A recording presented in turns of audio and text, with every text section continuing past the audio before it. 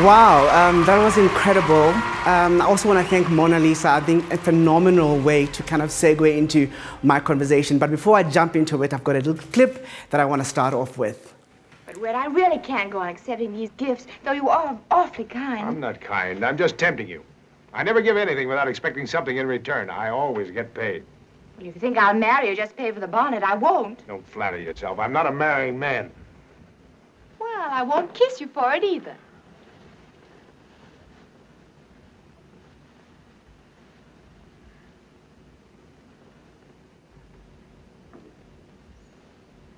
Open your eyes and look at me.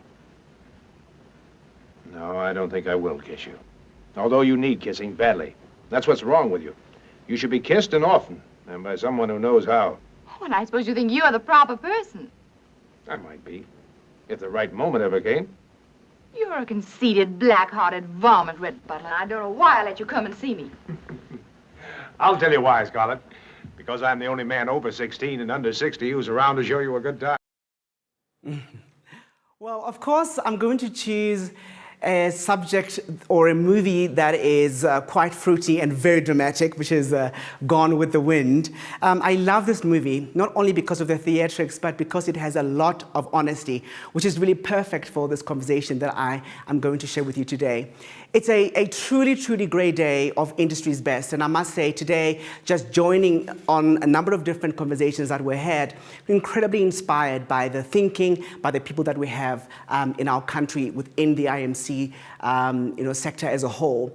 And I think that now what's left to do is really be able to kind of throw all of that we've learned today into a blender. We have to mix it up and use not only what resonates with us, that excites us, but also what really challenges us as well. I must say that, thinking about all that has been shared today, talking about purpose, earlier on, Non-Tobacco was fantastic, around that Pepe, around the industry as a whole and the facts that were coming through. The conversation with Mike Brown and Kenzie was phenomenal around that. So it was a reminder for me that our industry is an exciting industry. It's an industry of great ideas. And I must say, we're really good at one thing as an industry. We're really good at taking the ordinary and making it extraordinary. And this is one of the things that I love the most about what we do across the entire value chain. We are so good at this that sometimes we even fool ourselves into thinking and believing that whatever we want is going to be true, whether it's actually fact or whether it's fiction. And this is exactly where the problem is. We believe that we are honest, and I think a lot of people talked about authenticity today, for an example, that we all have integrity, that we are transparent, and all those really good things.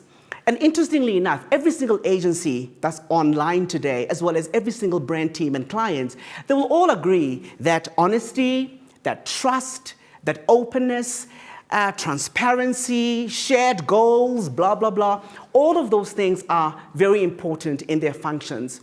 And I think for me, that's quite interesting because we know that we have to juggle a really hard reality, juggling quite a bit of what makes this industry what it is, and over and above the work itself that is supposedly at the center of what we do. We have to juggle what's above the water, what's underneath the water, and we have to juggle, what's seen and what's not seen. For an example, the conversation that Mona just had now around diversity.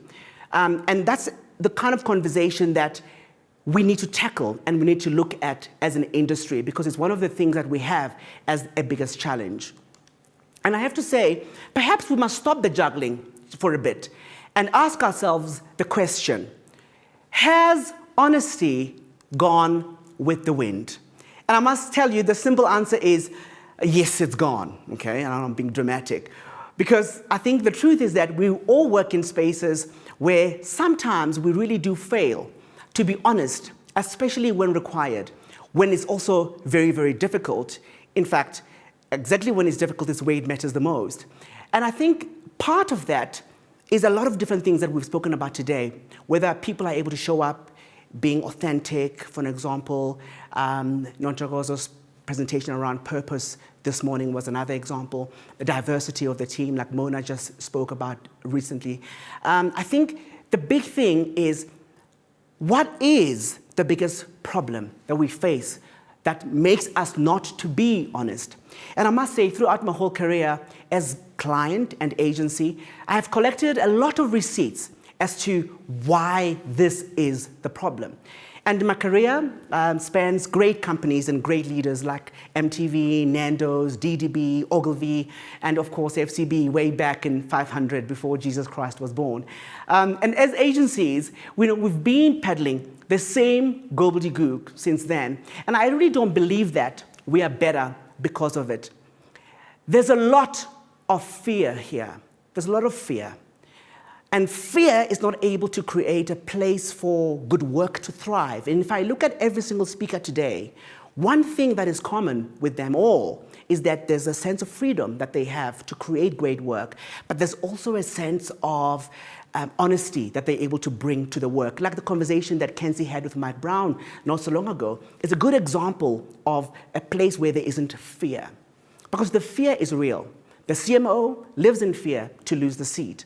The AD is trying to keep a job. The creative director wants to keep their creative turf. Black professionals are scared to lose their standing in white, male-dominated spaces.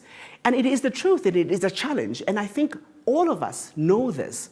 And I do acknowledge that saying we all have to be honest and be brave is not an easy thing. It's riskier for some of us. So if you're a woman, it's going to be challenging for you. If you're a black woman, even more challenging.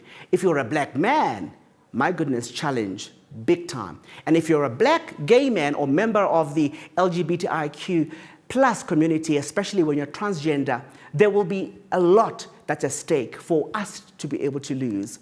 And I must say, the thing is, we are afraid to say the things that are necessary. And that is why we find ourselves constantly fighting for a world that does not honor us. And that is a big problem in my eyes. So, not so long ago, I embarked on a black-owned communication agency that is now best in class, because my team and I believe that our industry can evolve and that it can change. Because I believe that what we think is possible is a major part of how far we can go. In 2019, we became the first black-owned and run agency to win Prism Campaign of the Year in the Prism's 22-year history. And this year, we became the first best large PR agency of the year. This is really cool, but it is also kind of embarrassing in a country that is serving majority black consumer. And I think that that is something that we need to look at quite closely. Truth be told, as an agency founder and chief, I fully understand the real fear that sits amongst agencies. The fear of long-term client relationships being at risk of extinction, as many reports have really proven, and many conversations have been had about this. And I must say, we know that we have to walk around eggshells, okay? We all know that our boardrooms are full of Emmy, SAFTA, and Oscar nominees, lots of actors and actresses. In the boardrooms, we walk on eggshells in many ways. And as a result, there's not enough honesty that's coming from agencies to clients, and even amongst agencies and amongst clients, and vice versa. And in fact, some clients even love it when agencies fear them. Ooh. The usual, I will find another agency is kind of very familiar in these streets, and so we know that and we know them. So the truth is, we cannot underestimate the serious barriers that are around us. We're not all having the same glorious experience of this industry. The barriers are real, and they are very much reinforced for many of us. And we know that we need to break these barriers and get rid of constructs that hold so many people to dishonesty in our profession. And it's a big ask, I know. And I know that you're probably sitting there and you're thinking, but come on, Sly, what are you saying? How can we be honest when our agencies are desperate for cash because we want to make money, so we're going to have to be dishonest to make money? Or when our clients threaten us for not complying with their own ideas or what they believe, even if it's not true. Or when procurement is making the decision on what is the best idea. Or when in your agency or in your brand team, there's not enough women or black women, for an example. When our agencies are untransformed is an issue. When our whole industry is untransformed, it's even more of an issue. And I think being long enough, being around long enough to know that that's something that we need to tackle and deal with. Because sometimes we're going to act like we are shocked, when we see brands do crazy, disrespectful work. We must not pretend that this is the first time that this happens, because we've been seeing it, and we've been doing that for many, many years. And it's just that now, it has a real consequence, and I actually love that. You can't just do that kind of work and expect to get away with it. There's a systemic issue with how brands and their brand teams manage their communication. And of course, the main problem being the lack of diversity, and I'm going to echo what Mona spoke about just now, or honesty in forums that approve such work. It's a good example, but it's just one example. Surely, somewhere in the value chain, from concept to execution, there should have been a team of people of color who could have been able to quite easily, raise that issue and deal with it. But dololo, nada. And I must say, the truth is, this is not just about being, emotional or ranting. There is a business case for honesty. And I must tell you that Clicks, H&M, Dove, even Gucci can attest to that. We must stop talking and just retweeting about all of this only. We know we must do something about it. We must be able to isolate these barriers, which we know full well. Get a deeper understanding of what's happening in our businesses and with our people. Make plans to address some of these issues and, of course, act on them individually. And I think that I have some ideas that I will share later on. Of course, I am born in this industry, so I love what we do. And I believe there's hope. And the reason we all invest time and effort to attend engagements like today and be part of this really great conversation is that we want to create a better world for IMC, a better ecosystem for the communication industry. Because we know that if we don't, I think Pepe also mentioned it earlier on, that EXCO sometimes don't respect us.